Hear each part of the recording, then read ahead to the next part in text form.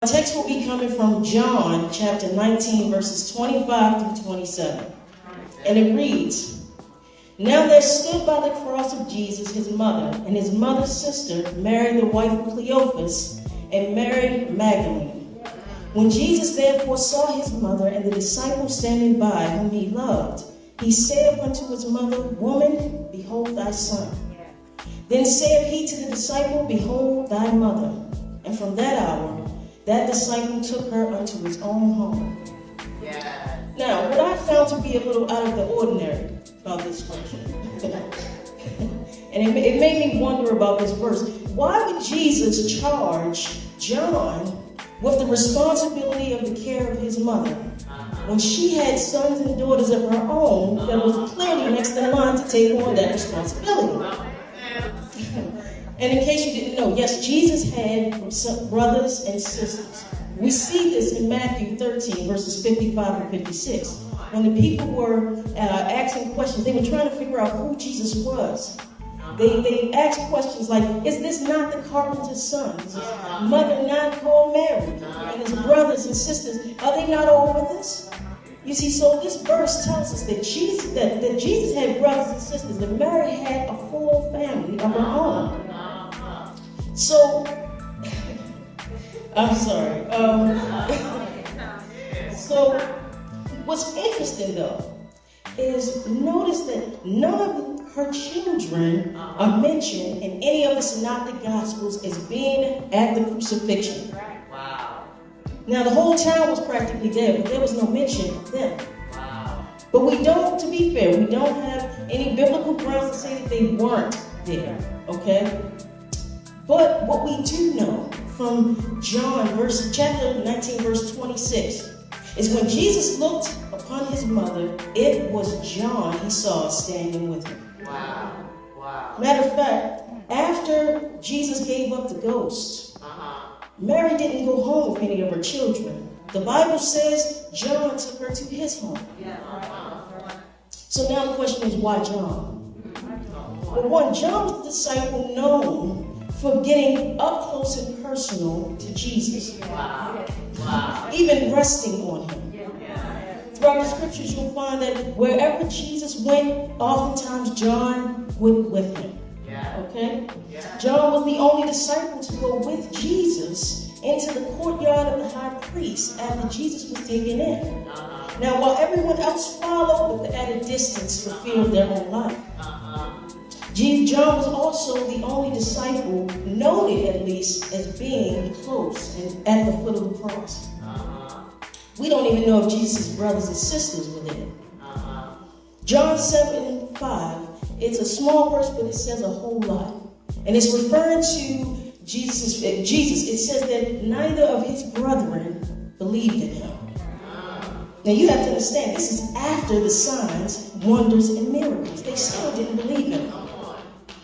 Just think, they grew up with the Son of God in their presence every day and behaved as if they were completely unimpressed.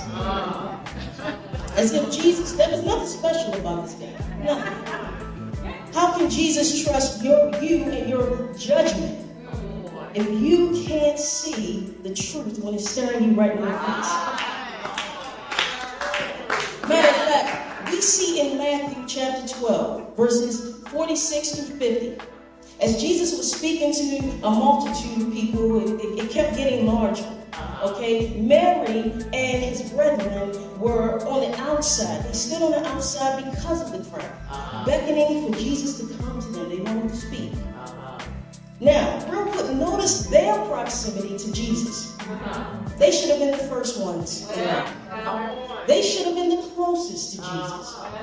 But see, they didn't have that hunger and that burning desire to be up under Jesus or to receive a revelatory word from Jesus. Why? Because they didn't believe he was who he said he was. Unlike John. You see, John believed.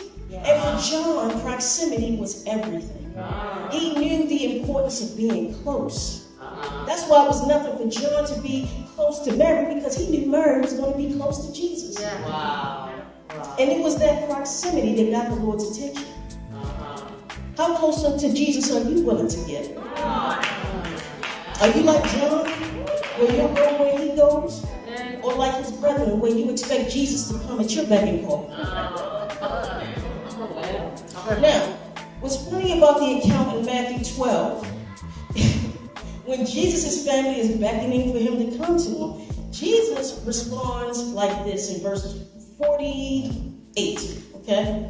And verse 50. He says, "Who is my mother? And who are my brethren? For whosoever shall do the will of my Father, the same is my brother and sister and mother." So now the first thing we see here is that Jesus didn't show them any favoritism. They didn't get any special treatment. They had no special privilege, and they didn't get a free pass just because they were family. If they didn't revere him as Lord, then they too would remain on the outside of the rest. The second thing we see is that Jesus explains in this verse who his mother and brethren really are. It's those who do the will of the Father. Now that explains why he selected John instead of his siblings. You see, because Jesus could entrust John with that which he cared for, because John was willing to entrust Jesus with all that he cared for, including his own life. We see that when he risked it by going with Jesus to the courtyard of the high priest. Now, as far as how this applies to us today, it's simple, people of God. We have a responsibility to care for and to tend to our fellow brothers and sisters in Christ. To cover and to comfort them, to encourage them to continue to do the work of the Lord, to fight the good fight. Now, just like on that day on Calvary, shared grief may be a method in which God uses to charge us to care for and be responsible for each other.